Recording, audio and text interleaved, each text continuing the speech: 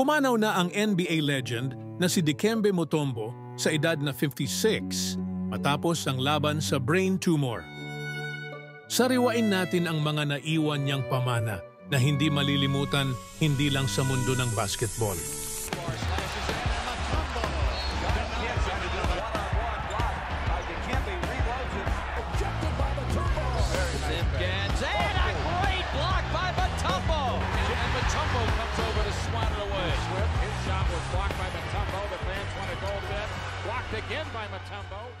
Si Mutombo na ipinanganak sa Congo. Noong 1991 ay kinuha ng Denver Nuggets bilang 4th overall pick. Siya ay kilala bilang isa sa pinakadakilang defenders sa kasaysayan ng NBA.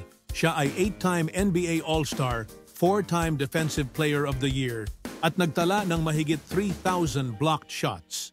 Ang kanyang iconic finger wag ay naging simbolo ng kanyang walang kapantay na depensa.